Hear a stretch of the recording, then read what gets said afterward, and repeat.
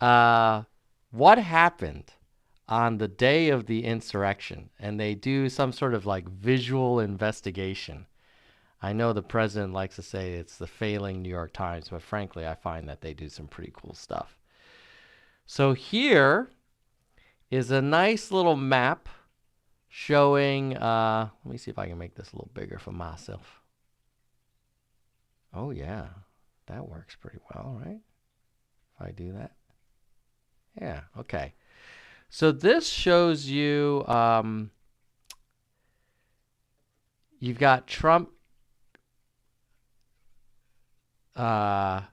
giving a speech here over on the left-hand side, right in front of the White House, right by the Washington Monument.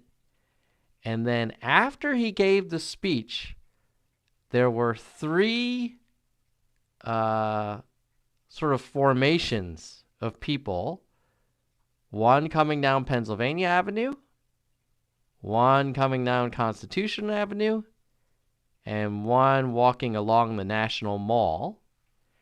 And each of these blocks looks like it's around 600 feet. So 1, 2, 3, 4, 5, 6, 7, 8, 9, 10. So it's about 6,000 feet away, about a mile's walk. And then you can get to here where they had the U.S. Capitol. And there were some supporters already at the Capitol. And then you had the marchers coming in this way. And then there was some fencing along the sides and some barricades on the front and the back. Okay? So that's how it got set up. And then looks like this is Trump kind of checking out the scene on stage. And then here you've got the supporters at the Capitol. Not big into masking, although this guy has a mask, in fairness. This guy doesn't, this guy doesn't, this guy doesn't, this guy doesn't. So, at any rate, they don't believe in COVID. They think it's a hoax, but it came from China. So if it's not a hoax, it's not his fault. And if people have it, it's also not his fault. So for weeks, he had urged his supporters to go to Washington to stop the certification of election results. And several simultaneous rallies were planned for Wednesday. So as morning arrives, hundreds assemble on the Capitol lawn, more than a mile away from where Trump will soon speak, near the White House. Among them are the Proud Boys, identifiable by their orange hats. I didn't know that they had the orange hats. So if you have an orange hat, you're a member of the Proud Boys. And then there's a bunch of other folks not wearing orange hats or masks. Oh, this guy looks like he has some kind of like communications device, some kind of like little walkie-talkie thingamajig. He does too, actually. Oh, so does he. Interesting. It almost looks coordinated. And then a bunch of them, what are they doing with their hands? They're giving some sort of like signal with their hands. Kind of like if you were scuba diving, you would do this if you're saying, hey, everything's okay. But I believe that symbol represents some, I'm not sure. I think it's some white supremacist symbol. But at any rate, they're fired up. They're very happy. And many of them are wearing, looks like, bulletproof vests. So they are not coming in looking to just play patty cake. Looks like they got the Proud Boys gear. They've got communications. They've got tactical gear, bulletproof vests. And then they're doing that symbol, which of course I'm not going to do, but you guys can see it. Then let's see, at 11:54, in the White House. Oh, this is this Don Jr. and he's showing, so they're watching the crowds form. All right, interesting. So that's what they're doing over there. Okay, so they're watching the crowds form. They're getting happy. They're fired up, posting it on Facebook. Great. And then the Capitol crowds grow. Makes sense. And this is when Trump calls for his supporters to go to the Capitol. He's saying, go over there. And then this is them marching on over there. They're definitely following his instructions. So 15 minutes into his speech, Mr. Trump tells rally attendees to walk to the Capitol. You have to show strength. You have to show strength. At this moment, the Capitol grounds are protected by temporary perimeter forces, and there are few officers equipped to defend them. So let's see what he says. Men and women, and we're probably not going to be cheering so much for some of them, because you'll never take back our country with weakness. You'll never take back our country with weakness. You have to be strong. After this, we're going to walk down. We're going to walk down, and I'll be there with you. We're going to walk down. Oh, they love that. We're going to walk down anyone you want, but I think right here we're going to walk down to the Capitol. Walk down to the Capitol, cheering. We're going to cheer on our brave senators and congressmen and women. And we're probably not going to be cheering so much for some of them, because you'll never take back our country with weakness. You'll never take back our country with weakness. You have to be strong. After this. All right. So, you know, I'll be fair. I hate this man, but I even think he might have been surprised at how violent it got. I don't know if I could say for sure that he knew. We're probably not going to be cheering. That he knew that they were gonna do that crazy stuff. You know, like, I'm not sure. I don't know. Maybe I'm giving him too much credit. So then, supporters leave the rally in a steady stream before the speech ends, and they head towards the Capitol. Okay. And all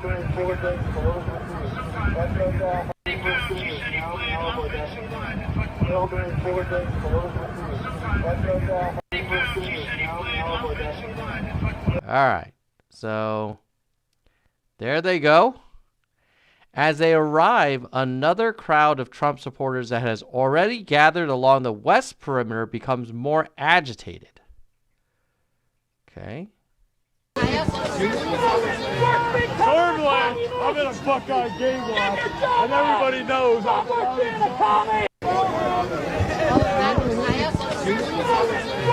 Normally, I'm in a Buckeye game lot, and everybody knows I'm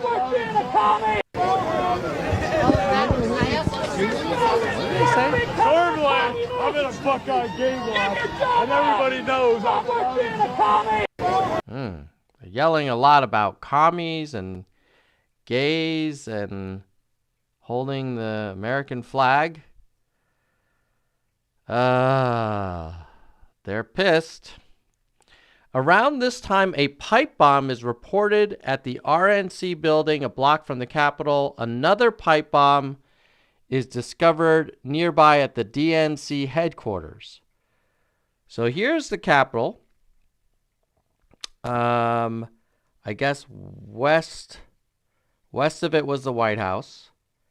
And then you got the DNC and the RNC building where the explosives were discovered. And luckily they did not go off. Around 12:53, the first barriers are breached. So he continues giving his speech. So there were already protests there, and then they started walking down. And then the rioters topple a fence to the Capitol's west. And this is around the same time that Congress is beginning a joint session, which, as you know, is because they're trying to ratify the election results. So 20 minutes before Trump's speech ends, some people in the Capitol crowd harass officers posted at the barricades and start to get physical. Others follow suit until they violently overwhelm the police and breach the outer perimeter. Okay. Hold on one second. How do I get out of this full screen? Exit full screen. There we go. All right. Yes. I much prefer this. Okay. So here is where at one of the barriers on the northwest side. Hold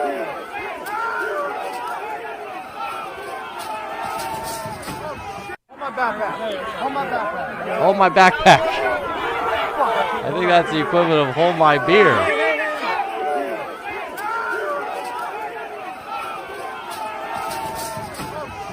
All right. So there's this guy. Oh, that guy there turned his kind of repositioned his MAGA hat just for this. He said, "Oh, here, I'm going to take off my denim jacket," and then he puts it on backwards. That's fighting mode right there.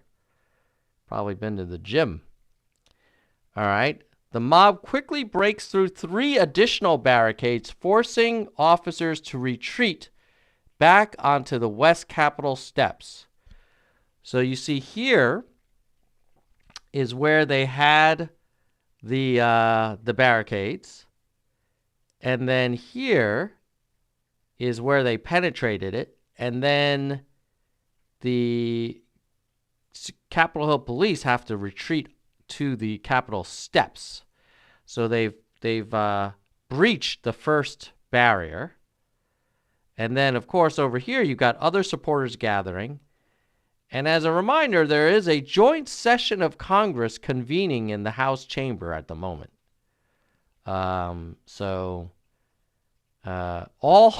It's just crazy. Like, they're literally trying to ratify the election.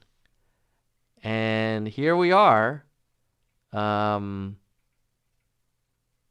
basically having the losing candidate's supporters attack the U.S. Capitol from all directions.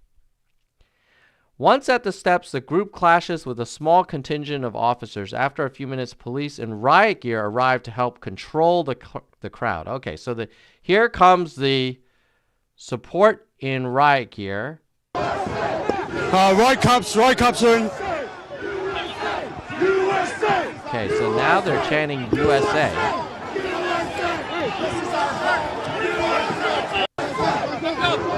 I don't know why Right cops in. these folks always chant USA. It makes no sense to me. Because we're all in the USA. We all love the USA. Right cops in. Supporters always chant that. It's like in an NFL playoff game, if the Packers started chanting NFL, NFL, it doesn't make any sense. By the way, I hope the Rams lose. They're annoying. Okay. Oh, I got a super chat. Hold on. Let me see if I can. I love these little notifications. I might actually have to upgrade to this software.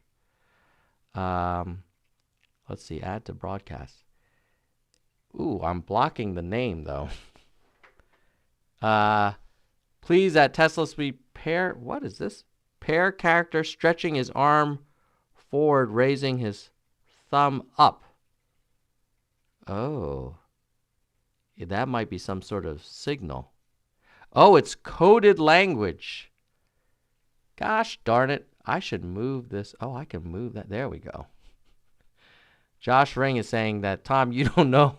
You're not familiar with these symbols. You're right. I am not. I am not familiar with these symbols. But thank you guys for calling this out. Let's go back. So that's when the riot police. So at this time, the Speaker of the House, Nancy Pelosi, begins the proceedings to certify the electoral votes at a joint session of Congress alongside Vice President Pence. And then outside, the chants begin. Whose house? Our house. Whose house? Our house. Okay, so there's the Speaker of the House and the Vice President of the United States. Okay.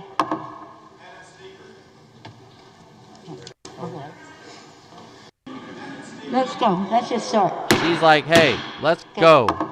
I don't want to sit through all the chanting."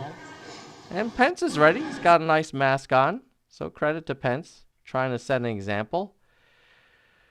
So now at 1 o'clock, Trump again calls for a march on the Capitol. And the mob continues to clash with police, and Ted Cruz objects to the certification. Ted Cruz, such a great man. /S. As Mr. Trump's speech comes to an end, he calls on his supporters to walk down Pennsylvania Avenue. Walk down towards the Capitol. Rioters there continue to violently clash with officers, including reinforcements from local PD who have arrived. Both sides spray chemical agents on each other. This is America right here.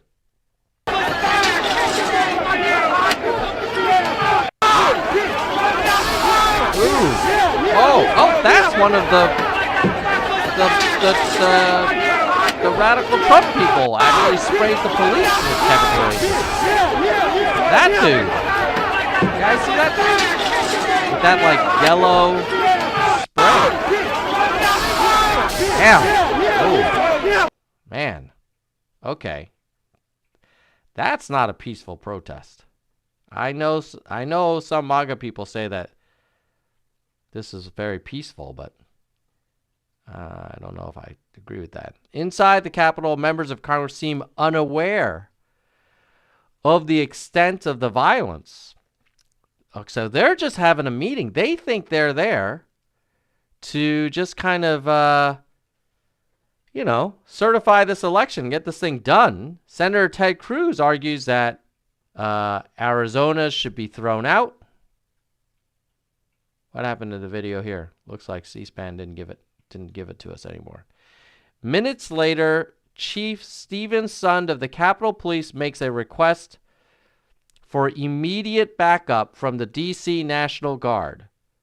Outside, rioters tear through scaffolding in front of the Capitol steps and make their way closer to the building. Whoa, look at this.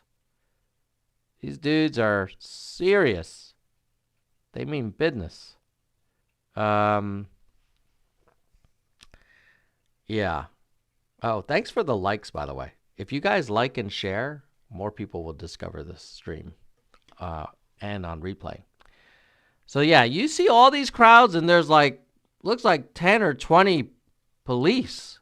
So that must be pretty intense if you are one of those policemen. Let me move myself a little bit down here so I don't block. Yeah. Oh, I like this software. I think I'm definitely going to buy it. Thank you to all of the super chats and members who support our channel so I can invest in new technology for the Nerds channel. Oh, man. I'm liking this. All right. Let me keep going. Okay. So around 2 p.m., the radical Trump supporters assault the east side. So they started on the west, and now they're coming around on the east. Meanwhile, Amy Klobuchar is just debating with Ted Cruz because she has no idea that the radical Moggins are in full effect. But they are. They are. Sorry, Amy. On the east side of the Capitol, where the police presence is much smaller. Ooh, we got another super chat. I love how one good thing about this software is if I'm screen sharing, I often lose track of things. But now I can say Beloga Elena says saludos desde Mexico. And I'm guessing that's hello from Mexico, but I have to really work on my Espanol. But thank you, Beloga. I appreciate that. Hola. Hola. Hola, nerds. Okay, so let's keep going. So remember, they were all coming through on this left-hand side, the west. But now the radical Moggins have penetrated on the east side around 2 p.m. Meanwhile, lawmakers are trying to certify an election because no one is expecting this craziness. All right. So the police remove a barricade. Why would you do that? At the northeast corner after violent confrontations. Oh, so they remove a barrier. And that's not good. But they are. They remove it. I'm surprised they aren't running. And then this fine gentleman is directing traffic. Okay. A YouTube live stream captures the exact moment a massive crowd breaches a separate, larger barricade on the east side. This is the last physical barrier protecting that side of the Capitol. Ooh. Okay, so this is where there was a large barricade. And they are pissed. And they basically are pouring over the barricade. And then there's some dude. Is that an Israeli flag? What is that one that just walked by? Interesting. There's an Israeli flag, an American flag, don't tread on me flag. There you go. Okay. Mob reaches doors on the west side. So they now breach the west side barricades. And meanwhile, legislators have no idea. I kind of feel bad for them that they don't realize this craziness that's going on. And here you have the northwest of the Capitol. There's a stair barricade here. Oh, shoot. There's some dudes with gas masks. Protesters with gas masks on. They came ready. Now, if this was some spontaneous thing, you have to wonder, how did they know to bring gas masks and bulletproof vests and zip ties and pipe bombs? If it really was just sort of like they were egged on in the heat of the moment. Trump Nation flags. I didn't even know it was called Trump Nation. All right. Violent clashes with police have been ongoing for more than an hour by the time the mob finally breaks through. The mob approaches an entrance near the Senate chamber, one floor below where the senators continue debate. So they came in through the west, broke through the outer fencing, and now are actually getting into the building. And then you have another group that breached the east fence, and they're coming through the backside.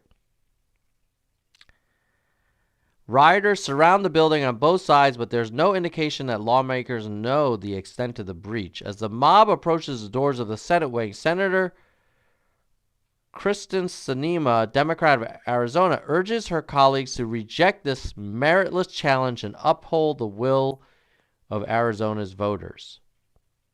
This meritless challenge and uphold the will of Arizona voters.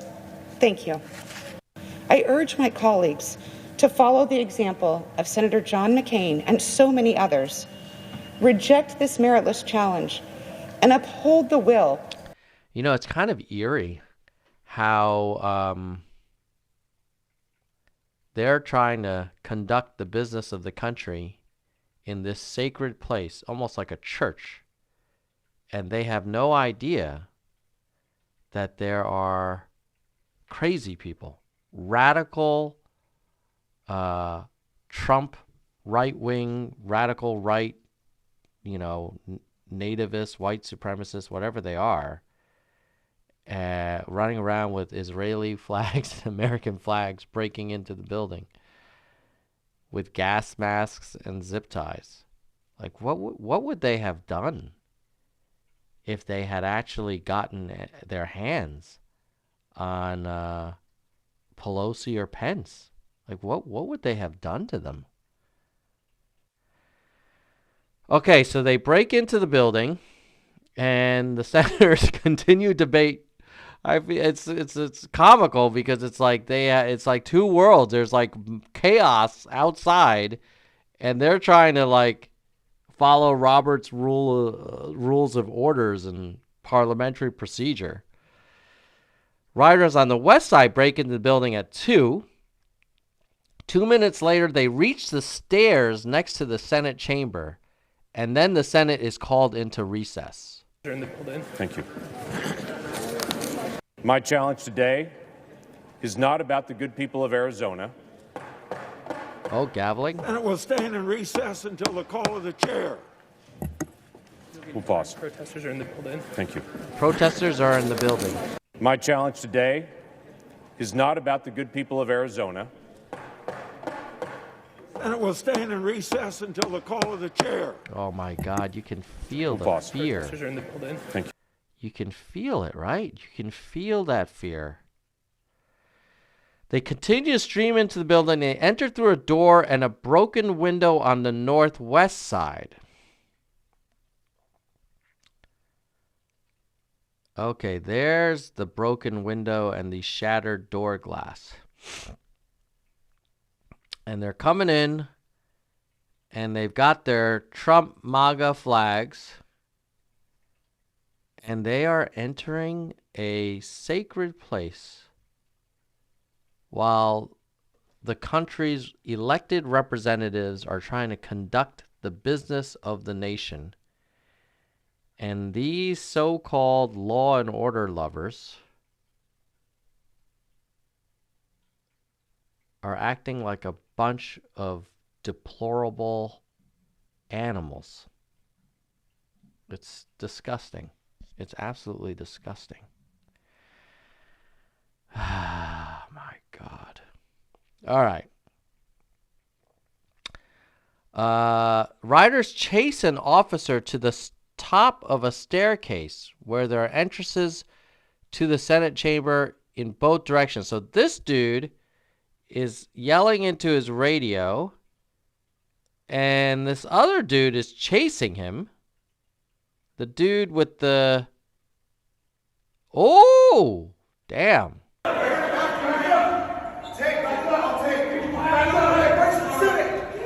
Second floor!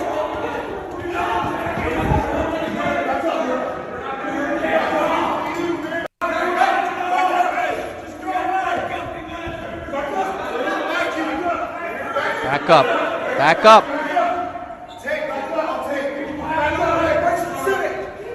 Second floor! Second floor. He's saying into his radio, I'm going up to the second floor. And they keep chasing him. Jesus, he must be scared crapless.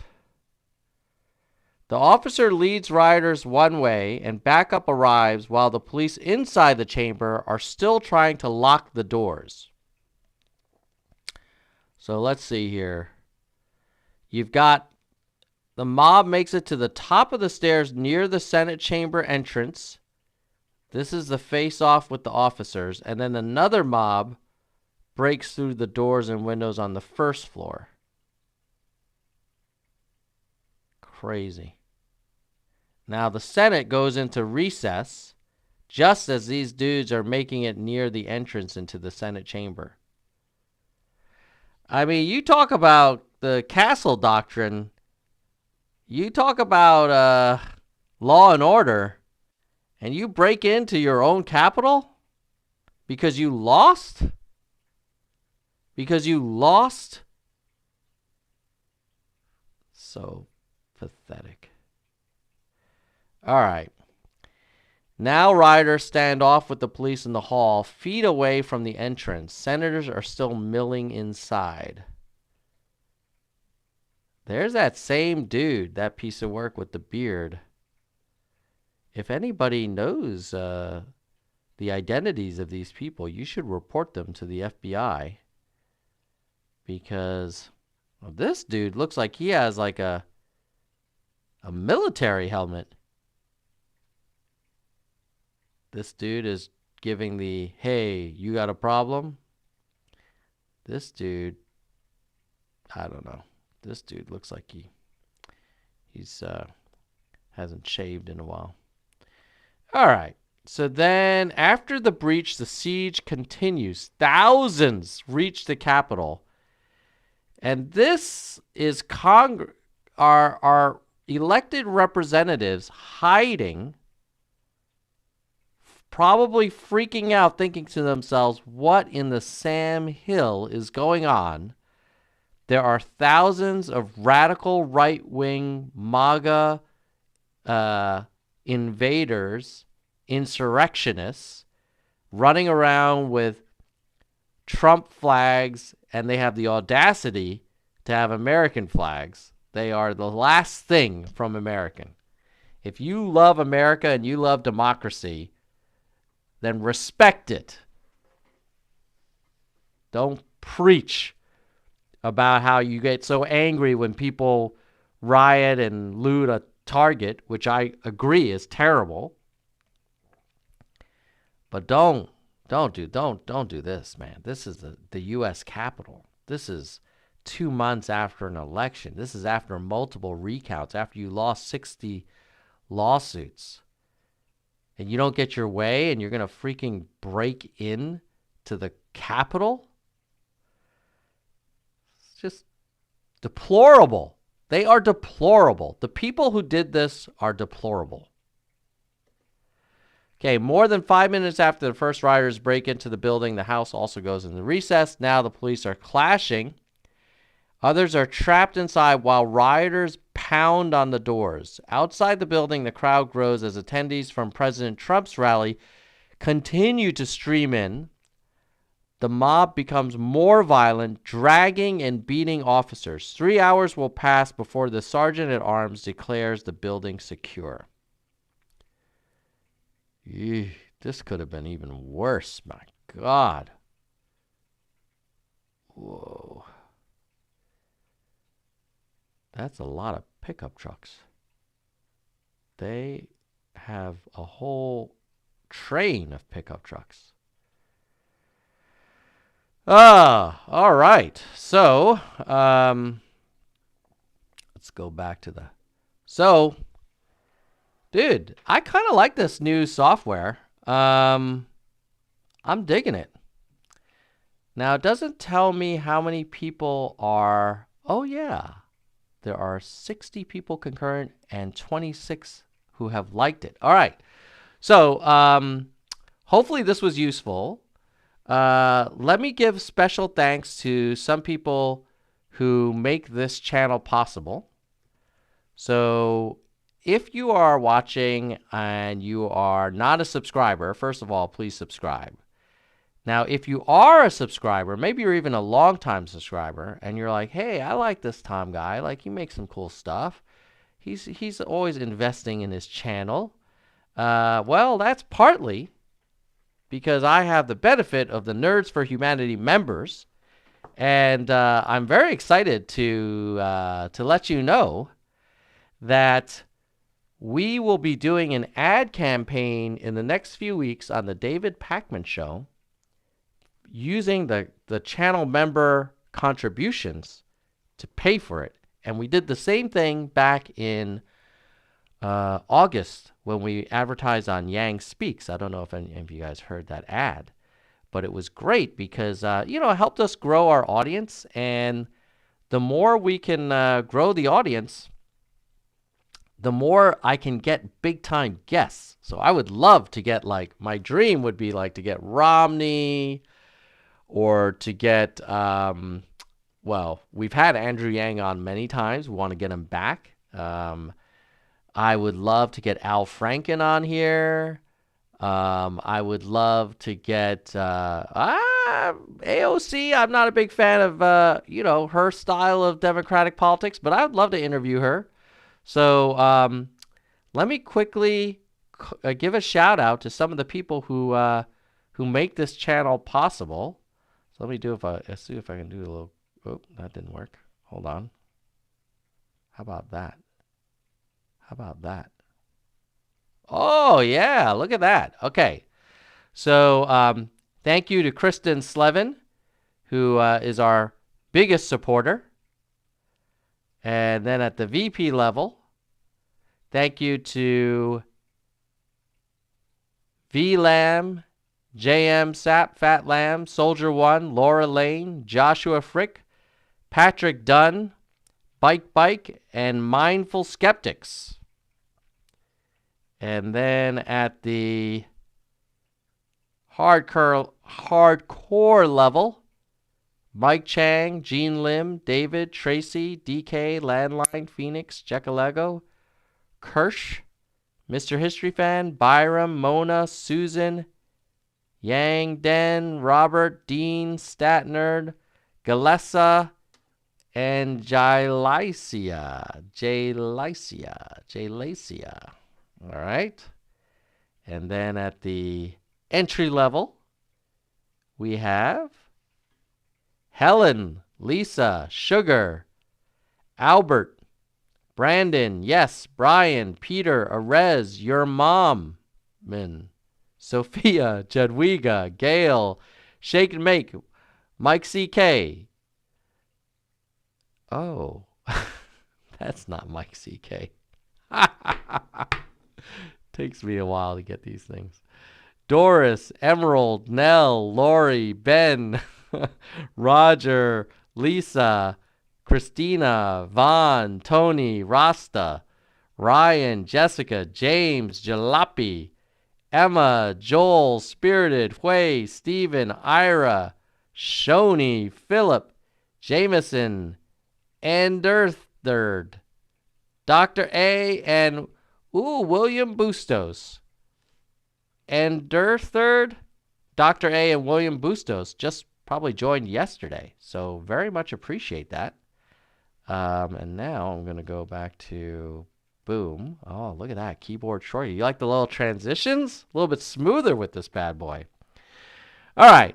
So, Soldier One says, would I have Elon Omar? I would be down with that. Again, I don't agree with a lot of the hardcore super left squad people. But I'm definitely not a Republican. And I'm quite okay with old Klobuchar and even Biden. I'm fine with them. So, at any rate, oh yeah, Katie Porter. I've been trying to get Katie Porter on. She's in California. I'm in California. We should do this, Katie. So if you guys ever want to tweet at Katie or just email her and say, hey, come on the Nerd Show, Katie, you've got a open invitation. I think that's who we're talking about. Any rate, let's see. Oh, so Soldier One is saying, hey. Elon is not like AOC. She was pro UBI a long time. Fair enough. Yeah. I just think, look, if you're Elon Omar's staff and some dude with, 18,000 subs on Twitter, on YouTube, asks you to come onto their show, you're like, it's kind of a small YouTube channel, So that's why we're taking this Nerds for Humanity channel money and applying it to hopefully grow our audience so that we can land some bigger guests. Let's do a quick Ask Me Anything before we jump. Any questions from the audience for moi? I will answer any question for the next minute or two, and then we'll wrap up. Hook me up with some questions, or not. You guys might be tired. It's already like 10 o'clock. Wait for another minute for questions. But while you're waiting for questions, if you haven't, don't forget to like, share, subscribe, become a member. Oh, maybe Pac-Man himself as a guest. Yeah, that would be kind of cool. Although I wonder if that would be like a weird conflict, right? Because wouldn't that be a problem? Because I since we're like an advertiser, I don't know. I'm not sure if that would be a big deal. But Michael Sandel, professor at Harvard, would be a great guest. Okay, I am down with the Harvard professors. We had a Yale Law professor, Daniel Markovitz, on, who wrote the book The Meritocracy Trap. So I'll have to look up Michael Sandel, find out what he's doing. All right, I think folks are good. So I'm going to wrap up, and I'll say goodbye, nerds. And thank you for being patient with me as I'm using this new software. But I feel like it's a little bit higher quality, right? I feel like it's higher quality. So I think I'm going to upgrade and use this instead of the one that I've been using in the past. Oh, here we go. Question. Is MAGA Monday an attempt to rehabilitate Peter? Yeah, so we're starting this series. I don't know if it'll be a series, but next Monday, Peter, my MAGA brother, is coming back on the show. I don't know if I can rehabilitate him because he spends a lot of time like reading stuff from these crazy places like Breitbart and Alex Jones, and he used to be on Parler, and he's like, I don't watch the news anymore. It's like, well, yeah, but then you read all this crazy stuff, and it's just a little bit but he's my brother. I love him, and I do feel like it's good to have him on the show because I don't think he's the only one that thinks that that Trump really had the election stolen. I mean, he really is loyal to Donald Trump. It's quite crazy. All right. Let's see. Tammy is saying, I was caught up listening about who is suspected of letting the same people who were arrested into the White House a day or two before. The White House has been closed since COVID, so months. Huh. No, I don't know anything about that, but I did hear that there were some Capitol Police that were like aiding and abetting the radical right terrorists, basically. Elizabeth, do you think Trump is responsible for the insurrection? This is a great question. Is he responsible? There are two ways to answer that question. One way is, did he instruct them to go into the Capitol and break down all the doors? And the answer is no. He didn't say, yeah, he said you got to be strong, you got to show strength. Yeah, I get it. But he didn't say bust in. So from that perspective, you could say, no, he didn't. He didn't tell them to. But your question is he responsible for the insurrection? And I would argue that if you spend 2 months as the President of the United States constantly telling people that the election was stolen, that your votes were stolen, that there were millions and millions and millions of fake votes that were added in the darkness of night by Hugo Chavez and George Soros, and you believe that? And then you get like Rudy Giuliani to say, "Oh, we have evidence," and then Sidney Powell to say, "Oh, all of the votes were actually counted in Brazil." All this crazy stuff. And you have your son talking about how you're going to be a hero or a zero today. And you create this myth that the election was stolen. And then you have thousands of fired up, in their minds, patriotic people. They really, I bet, in their heart of hearts, many of them thought they were doing something good for the country. They were saving the country from the stolen election. When you think about it that way, then he was responsible. And here's the way I would finish the answer to this question.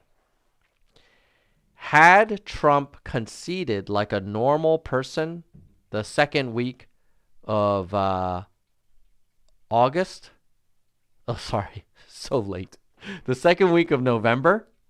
Had he conceded in the second week of November like a normal president and hadn't said anything about this huge disgrace and blah, blah, blah,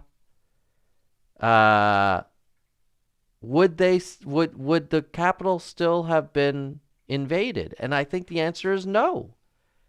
Had he not spent 2 months fanning the flames, riling up half the country, screaming at the top of his lungs, calling state legislatures, calling the Secretary of State of Georgia 18 times. I mean, the guy was obsessed. And so had he not done any of those things, absent Trump's actions, the question is, would that insurrection still have happened? And I'm thinking no. I'm thinking it wouldn't have. That's just my opinion.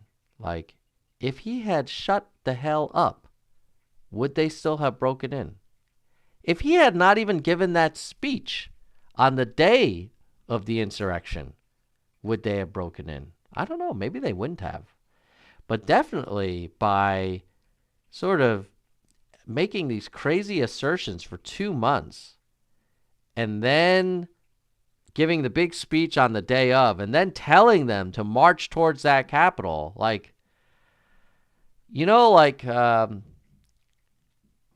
what did you think was going to happen? I guess they were just going to chant outside the Capitol? I don't know. When you send thousands of people and you tell them that the election was stolen and in that building, they're stealing your rights, they're killing your democracy, what do you think they're going to do? All right. Let's see.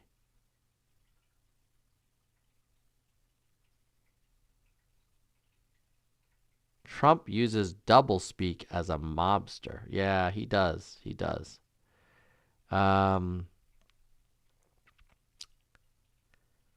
If Trump stops paying Giuliani, will he qualify for unemployment? Well, I'm not surprised that Trump, he's famous for stiffing his vendors. So I'm guessing Giuliani probably assumed 50% chance he wasn't going to get paid anyway. I don't feel bad for Giuliani, but I just feel like Trump is such a, can I say it? He's kind of a dick. It's such a dick move. Like, you don't pay your attorney, the guy who's out there, like, spreading your lies for you, doing all your dirty work. Oh, God. All right. Soldier One saying, hey, your You're bending over backwards to be fair to Trumpers as usual. I try. All right, guys. I think we're going to wrap it up. Goodbye, nerds. Don't forget to like, subscribe, and share. And thanks, members. I really appreciate you guys supporting this channel. And hopefully we can get to maybe 20,000 subs before Easter or something. All right. You guys keep it real.